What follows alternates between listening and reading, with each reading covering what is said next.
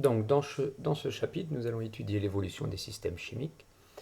Donc, enjeu majeur pour les scientifiques, tant au niveau de la formation de la rouille, un fléau qui nous coûte très cher, qu'au niveau de la conservation des tableaux. Certains tableaux voient leur couleur disparaître du fait de l'action de l'air sur les pigments utilisés. Donc, l'évolution d'un système chimique, donc une réaction rapide, c'est une réaction qu'on ne peut pas suivre à l'œil nu, elle est instantanée. Par exemple, la couleur va apparaître instantanément et n'évoluera plus ensuite.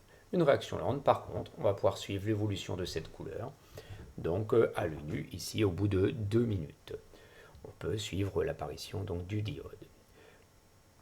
Pour suivre l'évolution donc d'une réaction chimique, il existe plusieurs méthodes. Si la réaction met en jeu une espèce colorée, on va utiliser la spectrophotométrie. Si la réaction met en jeu des ions, on va utiliser la conductimétrie. Si la réaction met en jeu des espèces organiques, on utilisera plutôt la chromatographie. Dans tous les cas, l'objectif est de déterminer la quantité de matière ou la concentration d'un réactif ou d'un produit et de tracer donc ce graphique-là, x égale f de t. Ensuite, on pourra comparer en jouant sur ce qu'on appelle les facteurs cinétiques. On y reviendra tout à l'heure. Le temps de demi-réaction, donc c'est la durée au bout de laquelle l'avancement est égal à la moitié de l'avancement final. Alors on peut le déterminer donc graphiquement à partir du graphique x égale f de t. On détermine x max. Notez qu'on ne l'a pas appelé xf, on reviendra sur cela plus tard dans l'année. On va déterminer x max sur 2 et on aura t1,5. Plus t1,5 est faible, plus la réaction est rapide. Maintenant, qu'est-ce qui peut influer sur la vitesse d'une réaction chimique? C'est ce qu'on appelle, dans un premier temps, on verra les facteurs cinétiques. Première chose qui nous vient à l'esprit, la température. Donc pour cela, petite expérience, on étudie la décoloration du permanganate de potassium et on constate que le tube qui se trouve à une température plus élevée, la décoloration est plus rapide. On note ici le lien entre donc, les photos et les courbes qu'on peut obtenir.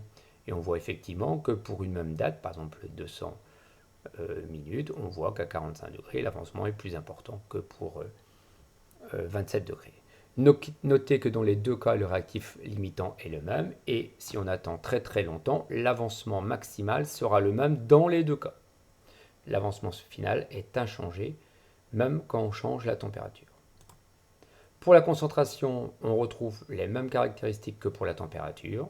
Si le réactif limitant est toujours le même, l'avancement maximal sera atteint plus rapidement avec le réactif plus concentré, on le voit ici à gauche, qu'avec le réactif moins concentré. Par contre, si le réactif limitant est le même, l'avancement maximal sera le même. L'influence du solvant, on reviendra dessus aussi plus tard dans l'année. Influence de la surface de contact. Alors, là, on va utiliser les graphiques. Il y a du zinc en poudre pour l'expérience 4 ici, et ici une plaque de zinc. On constate que si je regarde une date, l'avancement est plus grand pour le poudre en zinc que le zinc, donc on peut en déduire que plus la surface de contact est importante, plus la réaction sera rapide. La catalyse. Donc la catalyse, c'est une espèce chimique que l'on va introduire dans le milieu réactionnel, qui ne va pas apparaître dans l'équation de la réaction, qui, comme pour les facteurs cinétiques, ne changera pas l'état final. Donc, trois types de catalyse sont possibles. La catalyse donc homogène. Ici, on a de l'eau oxygénée. Là, on a rajouté une solution d'ion fer. Donc, la solution d'ion fer est dans la même phase liquide que la solution d'oxygénée. On parlera de catalyse homogène. Ici, on a rajouté du platine insolide. Donc, et ici, j'ai un liquide. Donc là, il y a deux phases différentes, solide-liquide. On parlera de catalyse hétérogène. On peut aussi rajouter une enzyme, par exemple du foie broyé, dans le bécher contenant de l'oxygéné. On va avoir une effervescence importante. Donc, il va nous montrer qu'aussi, on a une catalyse enzymatique. Catalyse industrie. Dans l'industrie, donc, on y reviendra plus tard. Si j'ajoute ici par exemple de la poudre de fer, j'obtiens pas le même produit que si je fais la même réaction sans poudre de fer. Donc on peut orienter comme cela donc la réaction. Quelques applications. bah, le réfrigérateur, on va mettre nos aliments au froid pour ralentir les réactions chimiques. L'autocuiseur, là on va essayer au contraire de les accélérer, on va jouer sur la température. Ici, de l'acide sulfurique s'est déversé sur une route, ça attaque le gourdon. Qu'est-ce qu'on va faire pour arrêter ça? On va rajouter de l'eau pour diluer, on va faire baisser la concentration et donc on va ralentir la réaction chimique et du coup on pourra intervenir sans trop de danger.